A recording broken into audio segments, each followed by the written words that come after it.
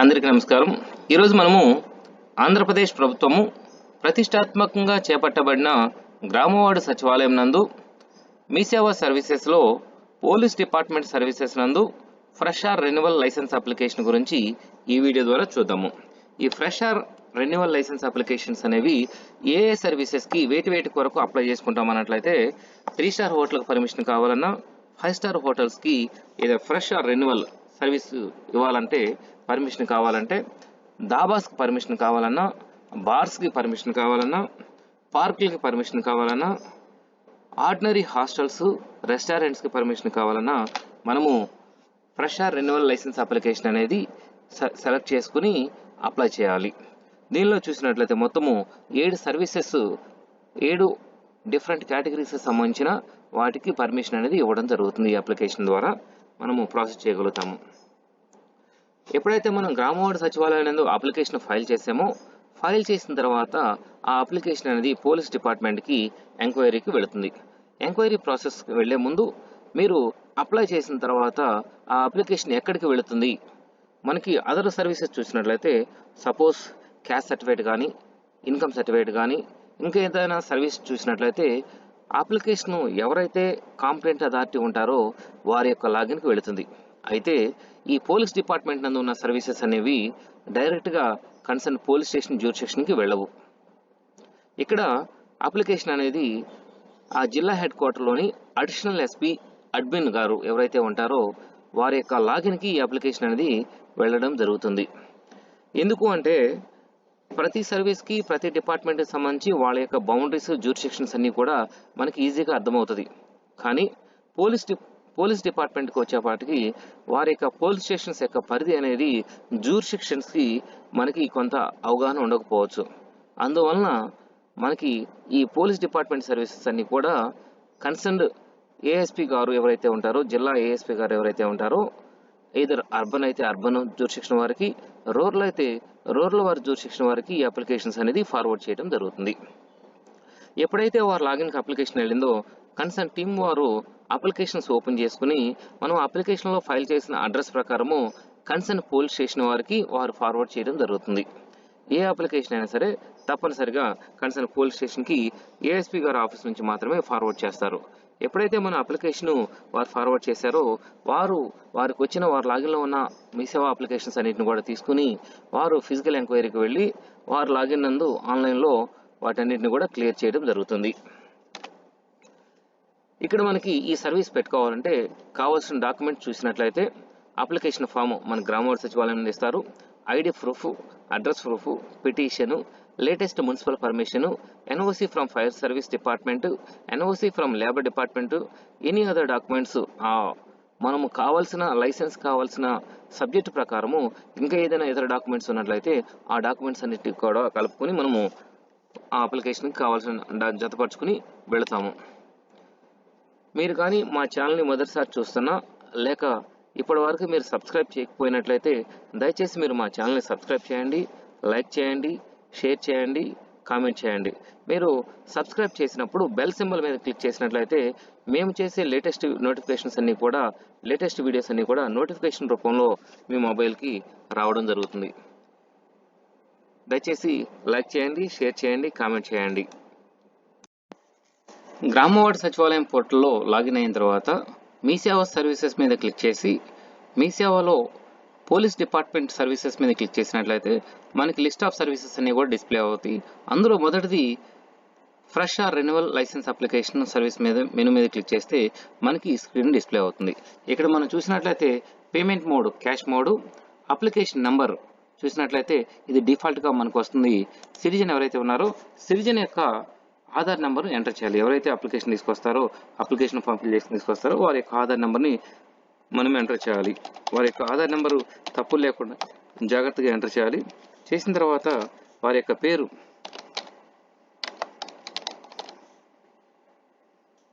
తర్వాత వాళ్ళ యొక్క సర్నేము, తర్వాత వారి యొక్క జెండర్ చూసినట్లయితే ఇక్కడ మనకి 3 రకాల జెండర్స్ కనపడుతున్నాయి. Male or female or transgender. Female అని సెలెక్ట్ చేసుకున్నాను. వారి యొక్క ఏజ్ చూసినట్లయితే 42 వయసు. ఆక్యుపేషన్ చూసినట్లయితే బిజినెస్. అడ్రస్ మనకి వారి యొక్క అడ్రస్ అప్లికేషన్ ఫామ్లో ఏదైతే ఇచ్చారో దాన్ని మనము అక్కడ జాగ్రత్తగా ఎంటర్ చేయాలి. శ్రీనివాసరావుపేట. తర్వాత స్టేట్ వచ్చేపాటికి డిఫాల్ట్గా ఆంధ్రప్రదేశ్ సెలెక్ట్ అయి ఉంది. డిస్ట్రిక్ట్ గుంటూరు. మండల్ గుంటూరు వెస్ట్ మండల్ కింద వస్తుంది. జ్యూరిస్డిక్షన్ జాగ్రత్తగా తెలుసుకుని పెట్టాలి. తర్వాత విలేజ్ అంటే ఇక్కడ వార్డ్స్ ఎక్కడ వాళ్ళు ఏ వార్డు కింద వస్తుందని చూసుకుని జాగ్రత్తగా అప్లై చేయాలి. సిటీ గుంటూరు. Pin code 522004. తర్వాత మొబైల్ నెంబరు వారి యొక్క మొబైల్ నెంబర్ని మనం జాగ్రత్తగా ఎంటర్ చేయాలి. Phone number optional, email ID కూడా ఆప్షనల్. సెకండ్ పార్ట్ చూసినట్లయితే ఇన్ఫార్మెంట్ డీటెయిల్స్. ఎవరైతే మన దగ్గరకు వచ్చి అప్లై చేస్తున్నారో వారి యొక్క సమాచారాన్ని మనం ఇక్కడ ఎంటర్ చేయాలి. ఇక్కడ ఎవరైతే అప్లై చేస్తున్నారో అప్లై చేసిన వ్యక్తి ఈ అప్లికెంట్కి ఏ విధమైన రిలేషన్షిప్ అనేది ఇక్కడ మనం ఎంటర్ చేయాలి.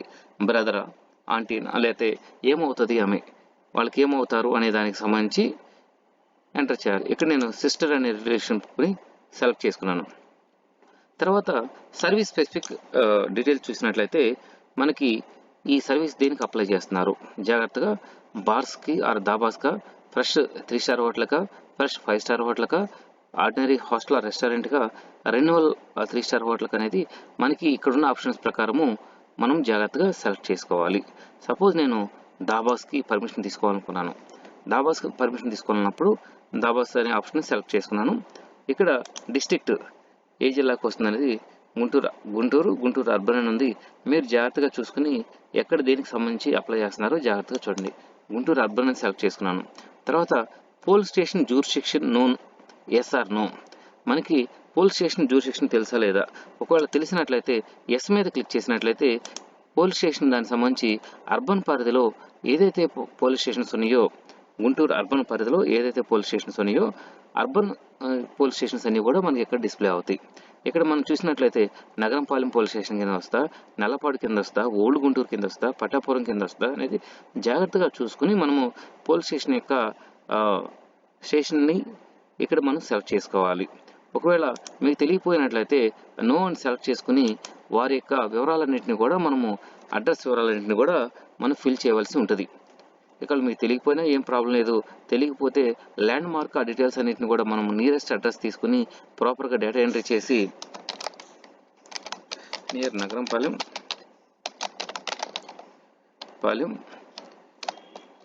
రిమార్క్స్ మీకు అక్కడ డోర్ నెంబర్లు బట్టి లేకపోతే ఇంకా ల్యాండ్ మార్క్ ఏదైనా ఉన్నట్లయితే ల్యాండ్ మార్క్ మనం ఏదైతే ఉన్నట్లయితే ఆ ల్యాండ్ మార్క్ డీటెయిల్స్ని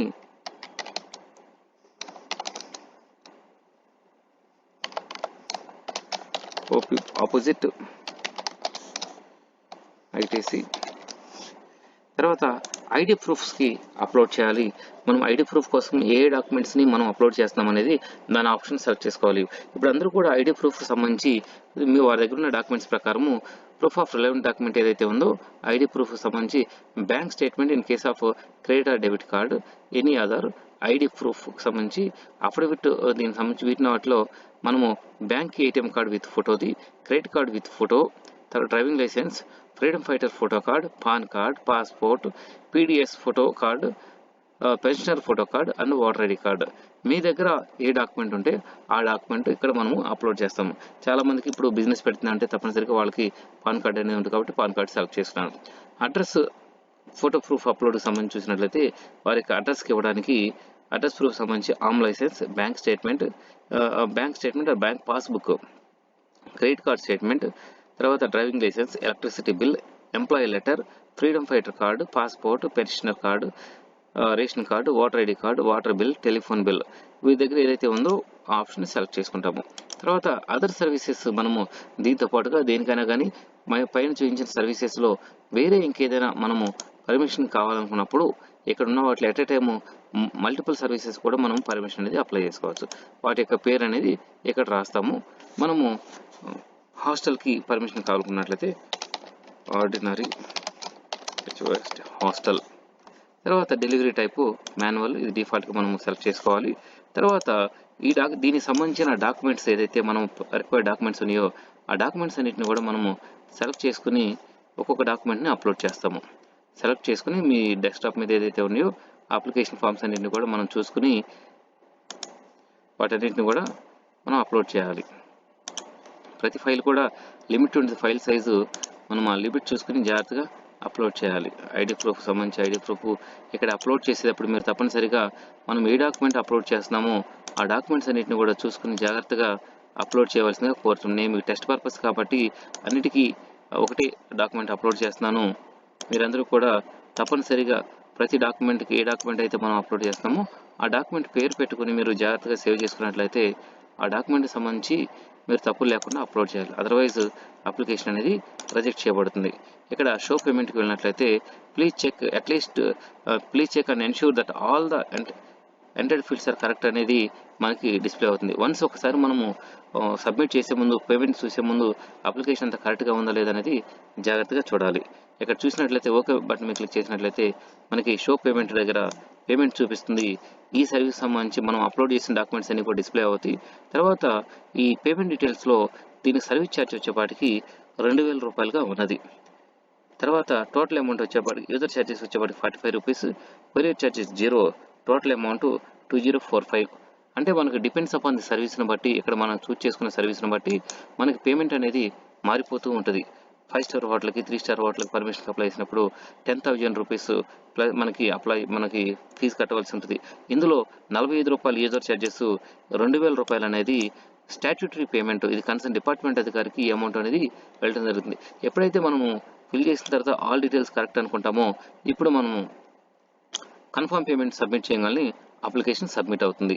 దెన్ మనకి అప్లికేషన్ సబ్మిట్ అయిన తర్వాత ఒక అప్లికేషన్ ట్రాన్సాక్షన్ నెంబర్ జనరేట్ అవుతుంది.